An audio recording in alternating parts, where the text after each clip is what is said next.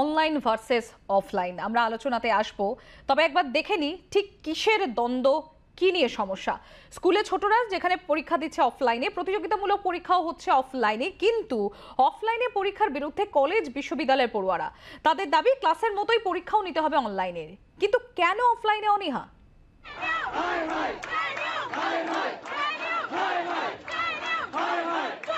কলেজে বিশ্ববিদ্যালয়ের ক্যাম্পাসে গত কয়েকদিনে এটাই পরিচিত ছবি। ক্লাস হয়েছে অনলাইনে, অতএব পরীক্ষাও নিতে হবে অনলাইনে। এই দাবিতে আন্দোলন, বিক্ষোভ, ঘেরাও চলছে।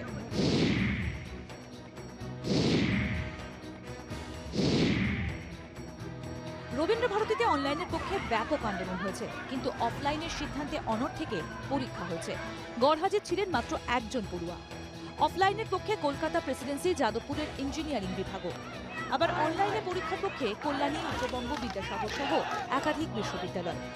দুপক্ষেই রয়েছে যুক্তি, পাল্টা যুক্তি। অনলাইনের পক্ষে যুক্তি, কোভিডের জন্য প্রায় সারা বছর ক্লাস হয়েছে অনলাইনে। অনলাইনে পঠন পাঠন ঠিক মতো হয়নি। অনেক কলেজ বিশ্ববিদ্যালয়ে সিলেবাস সম্পূর্ণ হয়নি। অনলাইনে পরীক্ষা হলে নম্বর বেশি উঠবে। করোনা সংক্রমণ নিয়ন্ত্রণে, তবু কলেজ বিশ্ববিদ্যালয়ে কেন অফলাইনে পরীক্ষা নয়?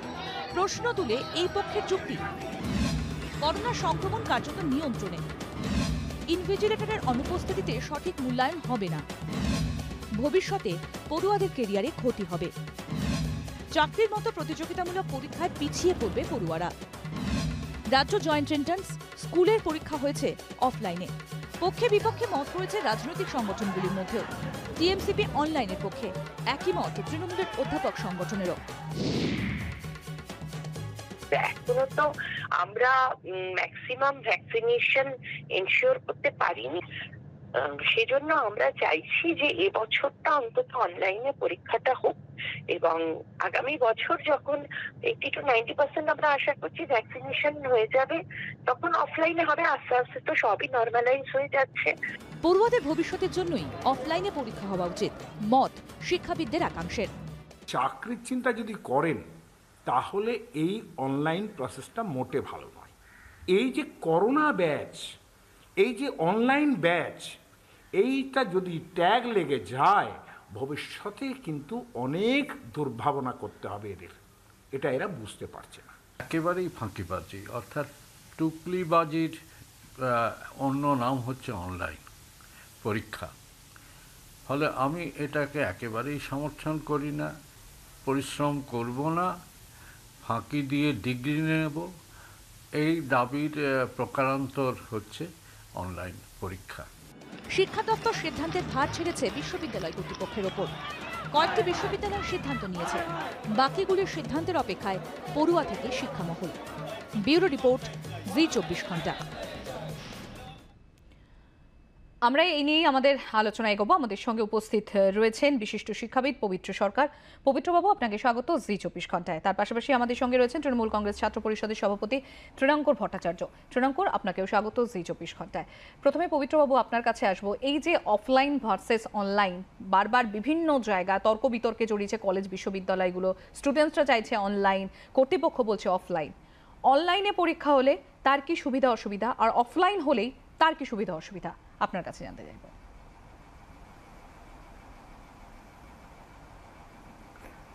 অনলাইনে পরীক্ষা হলে সুবিধে হচ্ছে একদম নকল করা খুব সহজ হয়ে যায়, লোকের কাছে জিজ্ঞেস করা যায়, অন্যকে দিয়ে খাতা লেখানো যায়। এবং আমি এ পর্যন্ত যত খবর পেয়েছি তাতে একটা খাতায় 3-4 রকমের লেখা, নেটওয়ার্ক নেই বলে দেরি করে খাতা জমা দেওয়া, এবং পুরোটাই একটা ফাঁকিবাজির কায়দা অনলাইনে পরীক্ষাতে শুরু হয়েছে। অনলাইনে আমি পড়লাম, অনলাইনে শেখানো হলো, পড়ানো হলো, আর সেই যুক্তিতেই অনলাইন পরীক্ষা নেওয়া হবে। এটা হচ্ছে একেবারে লাতিনে যাকে নন সেকুইটর বলে, অর্থাৎ এটা থেকে ডাজন্ট ফলো। মানুষ যদি হবে তাহলে ল্যাজ নেই কেন, এইরকম একটা যুক্তি। আমি এই যুক্তিতে বিশ্বাস করি না, এটাকে যুক্তি বলেই আমি মনে করি না। যেখানে ছোট ছেলেমেয়েরা তারা অফলাইনে পরীক্ষা দিচ্ছে, সেখানে অনলাইনে পরীক্ষা দেওয়ার জন্য বড় ছেলেমেয়েরা তারা দাবি করছে, এটা আমার কাছে একটা মানে অদ্ভুত ব্যাপার বলে মনে হয়। তাদের যদি আত্মসম্মান বোধ থাকে তাহলে তারা এই দাবিটা করতো না। আমি তৃণাঙ্কুরের কাছে আসবো। তৃণাঙ্কুর, আপনাদের তরফ থেকেও আপনারাও অনলাইনের পক্ষে, কেন অনলাইনের পক্ষে, কি যুক্তি আপনাদের?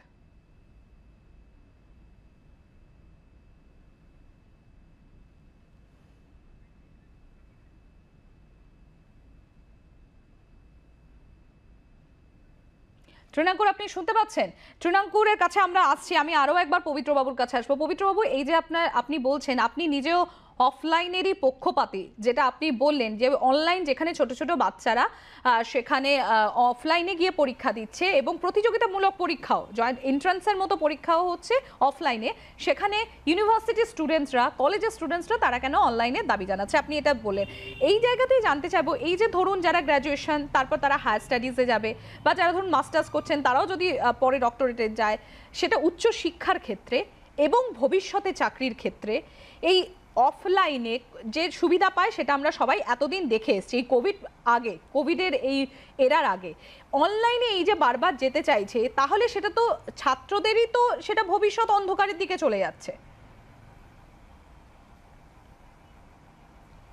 হ্যাঁ, অফলাইনে পরীক্ষার তুলনামূলকভাবে বিশ্বাসযোগ্যতা বেশি।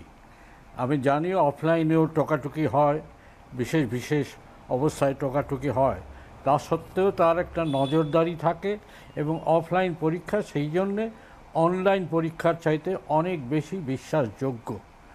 এবং সেই জন্যে যদি অনলাইনে এবারও পরীক্ষা হয় তাহলে ওই 1971-72-এর মতো অবস্থা হবে, যখন একসময় খবরের কাগজে বিজ্ঞাপন বেরোতো যে এই 72 সালে বা এই সময়ে যারা পরীক্ষা দিয়েছেন তারা দয়া করে দরখাস্ত করবেন না চাকরির জন্যে। এই ধরনের একটা ঘটনা হবে।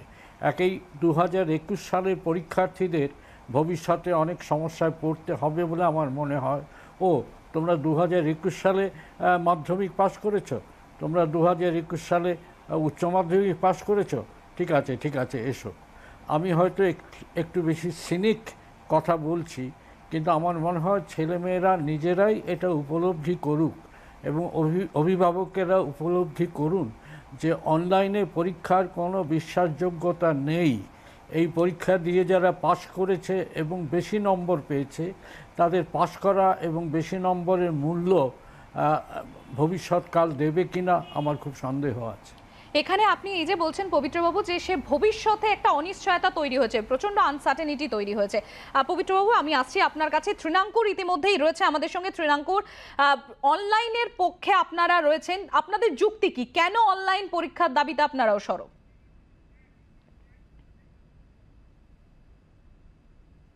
প্রথমত পবিত্রবাবু যে বক্তব্যগুলো দিলেন তার অধিকাংশ বক্তব্যের সঙ্গে কিন্তু আমি ব্যক্তিগতভাবে সহমত, এবং তাকে আমি সম্মান জানাই, শ্রদ্ধা জানাই যে তিনি যে বিষয়গুলো বলেছেন সেগুলো অধিকাংশই খুব একটা ভুল নয়।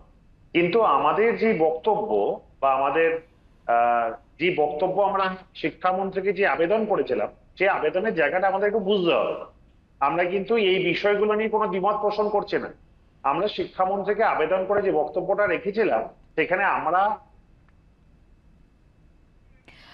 যোগাযোগ বিচ্ছিন্ন হয়েছে আবারও আমাদের তৃণাঙ্কুরের সঙ্গে। তৃণাঙ্কুর, আসছি আপনার কাছে, কিন্তু আমি একবার পবিত্রবাবুর কাছে, আমাদের বোধহয় আবারও আমরা সংযোগ স্থাপন করতে পেরেছি তৃণাঙ্কুরের সঙ্গে। তৃণাঙ্কুর, যেটা বলছিলেন আপনি। আমি শুনতে পেরেছি। আমি যে কথায় আসছিলাম সেটা হচ্ছে আমাদের কিন্তু দাবি ছিল, ছাত্রছাত্রীরা যে দাবিটা ছিল সেই দাবিটা শিক্ষামন্ত্রীর কাছে তুলে ধরা। আমাদের কিন্তু ব্যাপারটা এমন নয় যে আমরা বলছি আপনারা অনলাইন করুন, আমরা ছাত্রছাত্রীদের বক্তব্যটা তুলে ধরছি, এবং যেখানে কিছু বক্তব্য আমাদের জাস্টিফাইড মনে হয়েছে সেটা হচ্ছে তারা যে দাবি করেছে ম্যাক্সিমাম জায়গায় অনেকগুলো ক্লাস তাদের অনলাইনে হয়েছে, এবং অনলাইন হওয়ার সঙ্গে সঙ্গে হোস্টেল থেকে শুরু করে এবং আরো বিভিন্ন রিলেটেড ইস্যু, এবং তারা অনলাইন থেকে অফলাইন হওয়ার পরও এই সিস্টেম যেটা 3 বছর ধরে চলে আসছে সেই সিস্টেমটা একদিনে বদল করা গেছে তো কঠিন ব্যাপার। এবং অনেকগুলো জায়গা, আমি শুধু কলকাতা বা কলকাতা থেকে তৃণাঙ্কুর, এই জায়গাটা থেকে আপনি যেটা বললেন যে এই যে কোভিড সময়কালীন এই যে অনলাইনে পরীক্ষা চলে এসেছে, তাতে পুরো সিলেবাস কমপ্লিট হয়নি, অনেকটা পিছিয়ে পড়েছেন। তো সেক্ষেত্রে সিলেবাস কমপ্লিট করে পরে কি অফলাইনে পরীক্ষার আবেদন বা সেক্ষেত্রে ছাত্রছাত্রীদের তরফ থেকে সেটাও কি করা যেত না? হ্যাঁ, আমি সেই জায়গায় আসছি, আমি সেই জায়গায় আসছি। আমরা কিন্তু এটাও করেছি, আপনাদের কোনো ধারণা একটা ভুল হচ্ছে, আপনাদের কোনো জায়গায় মিস ইনফরমেশন আছে। আমরা কলকাতা বিশ্ববিদ্যালয় এবং বাকি বিশ্ববিদ্যালয়ের ক্ষেত্রে আমরা এটাও আবেদন করি, যেমন কে ইউনিয়নের ক্ষেত্রেও আমাদের আবেদন ছিল কাজী নজরুলের কাছে, যে আপনারা হয় পরীক্ষাটা অনলাইন মোডে করুন, নয় পরীক্ষাটা কিছুদিন পিছিয়ে দিন, যাতে ছাত্রছাত্রীরা পড়ার সময়টা পায়, ছাত্রছাত্রীদের শিখুক, শিখে তারপর ভবিষ্যতের ক্ষেত্রে এগোক। এক্ষেত্রে দেখুন, নাম্বারের গুরুত্ব জীবনে অতটা নেই, জীবনে শিক্ষার গুরুত্ব অনেক বেশি। তাই একদমই একটি নম্বর পেলে সেটা কিন্তু শুধুমাত্র বড় ব্যাপার নয়, শুধুমাত্র ডিগ্রি পাবে, কিন্তু একটা মেজর সংখ্যক ছাত্রছাত্রীদের যে বক্তব্য, আমাদের ছাত্র সংসদে একজন প্রতিনিধি হিসেবে আমাদের কিন্তু কাজ সেই বক্তব্যটা তুলে ধরা সরকারের কাছে বা প্রতিষ্ঠানের কাছে। আমরা ইউনিভার্সিটি যারা বিভিন্ন সময়ে তারা ক্লাস এক্সটেন্ড করছেন, যেমন কে ইউনিউ করেছেন, যেমন পুরুলিয়া ইউনিভার্সিটি সিধু কানুরও করেছেন, যদি আমি শুনছি বোধহয় আজকে তারা অনলাইনে নোটিশ দিয়েছেন। ক্যালকাটা ইউনিভার্সিটির ক্ষেত্রে আমরা আবেদন করেছি, অনলাইন অফলাইন যে সিদ্ধান্তই আপনারা নেন না কেন, অন্তত আপনারা কদিন পরীক্ষাটাকে পিছিয়ে দিন, যাতে ছাত্রছাত্রীরা পড়ার এবং শেখার সুযোগটা পায়। দেখুন, আমরা এটাও কিন্তু কোনো কথা নয় যে এখানে আজকে আমরা যখন পরীক্ষা নিতে গেলাম, একেবারে তৃণাঙ্কুর সিধু কানু বিশ্ববিদ্যালয়ের কথা যেটা আপনি বলছিলেন, ইতিমধ্যেই তারা বলেছেন যে সিলেবাস কমপ্লিট করে সেক্ষেত্রে জুন জুলাই পরীক্ষা নেওয়ার কথা। অনলাইন ভার্সেস অফলাইন, আমাদের সঙ্গে রয়েছেন পবিত্র বাবু এবং তৃণাঙ্কুর রয়েছেন আমাদের সঙ্গে। আর তৃণাঙ্কুর, আমরা দেখেছি রবীন্দ্রভারতী বিশ্ববিদ্যালয়, সেখানে ছাত্র বিক্ষোভ, অনলাইন পরীক্ষার দাবিতে হেরিটেজ ভবনের দরজাও ভেঙে গেল বিক্ষোভের জেরে, কিন্তু যখন অফলাইনে পরীক্ষা হলো মোটামুটি একজন ছাড়া বাকি সবাই হাজির হয়ে পরীক্ষা দিলেন। তা কোথাও কি ছাত্ররাও নিজেরাও অফলাইনে চায় পরীক্ষা দিতে? দেখুন, আমি বিশ্বাস করি ছাত্ররা সবার আগে পরীক্ষা দিতে চায় এবং তারা তাদের ক্যারিয়ারের জন্য পরীক্ষা দেওয়াটা প্রয়োজন, এটা তারা উপলব্ধি করে এবং বোঝে। কিন্তু আমরা কি কারণে আমরা পরীক্ষাটা দিতে পারিনি এইটা আপনাদেরকে একটু বুঝতে হবে, এবং তারা কেন কিন্তু পরীক্ষা দিতে চায়নি ব্যাপারটা কিন্তু এরকম নয়। তারা চেয়েছিল যাতে তাদের পরীক্ষাটা অনলাইনে হোক, কিন্তু এমন ব্যাপার নয়। আমি বিশ্বাস করি অধিকাংশ ছাত্রছাত্রী তারা পরীক্ষাটা দিতে চায়, তাদের ক্যারিয়ারের স্বার্থে পরীক্ষা দিতে চায়, এবং আগামী দিনে মমতা বন্দ্যোপাধ্যায় যেভাবে তাদের সার্বিকভাবে শিক্ষার ক্ষেত্রে সাহায্য করেছে, যেভাবে মমতা বন্দ্যোপাধ্যায় এই কোভিড পরিস্থিতির মধ্যে ট্যাব দেওয়া বলুন, বিভিন্ন ক্ষেত্রে বলুন, তাদের সরকারকে এগিয়ে দিয়েছে, আমি দৃঢ় বিশ্বাস বন্দ্যোপাধ্যায় নেতৃত্বাধীন এই বাংলায় ছাত্রছাত্রীরা সুরক্ষিত। আমি একবার পবিত্র বাবুর কাছে চলে এসো। পবিত্র বাবু, এই যে যেখানে আমরা দেখেছি এত বিক্ষোভ এত কিছু, তারপরেও যখন অফলাইনে পরীক্ষা হচ্ছে সেখানে স্টুডেন্টরা গিয়ে পরীক্ষা দিচ্ছে, তো এই সদিচ্ছাকে আপনি কি বলবেন?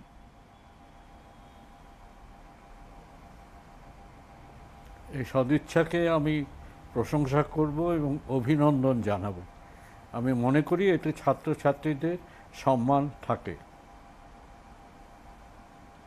এবং যে সমস্ত ইউনিভার্সিটি আমরা দেখেছি এখনো পর্যন্ত, যেমন সিধু কানু, তারা বলেছে যে দাবিটা ছিল ছাত্রছাত্রীদের তরফ থেকে যে আগে সিলেবাস কমপ্লিট করা হোক, তারপর আমরা অফলাইনে পরীক্ষা দেবো, এবং সে বিষয়ে শিলমোহরও লাগিয়েছে, এবং সেই অনুযায়ী পিছিয়ে পরীক্ষা জুনের শেষে জুলাই করা হচ্ছে। এটাই কি তাহলে সঠিক পদ্ধতি আপনি বলবেন? হ্যাঁ, এটা সঙ্গত সিদ্ধান্ত। আমরা জানি যে এর আগেও পরীক্ষা, কলকাতা বিশ্ববিদ্যালয়ের পরীক্ষা ওই গত শতাব্দী 70-এর বছরগুলোতে 3 বছর 4 বছর পিছিয়ে গেছে, এরকম হয়েছে। কিন্তু আমি মনে করি সিধু কানু বিশ্ববিদ্যালয় ঠিক সিদ্ধান্ত নিয়েছেন, এবং অন্যান্য বিশ্ববিদ্যালয়গুলো যদি সিধু কানু বিশ্ববিদ্যালয়কে অনুসরণ করে আমার মনে হয় সেটাও একটা ঠিক সিদ্ধান্ত হবে। অনেক ধন্যবাদ আপনাকে পবিত্রবাবু। আমাদের সঙ্গে ছিলেন বিশিষ্ট শিক্ষাবিদ পবিত্র সরকার এবং তৃণমূল ছাত্র পরিষদের সভাপতি তৃণাঙ্কুর ভট্টাচার্য ছিলেন আমাদের সঙ্গে। তৃণাঙ্কুর, আপনাকে অনেক ধন্যবাদ। অনলাইন ভার্সেস অফলাইন এখানেই শেষ করছে। অন্যান্য খবরের জন্য নজর রাখুন ZEE 24 ঘন্টায়।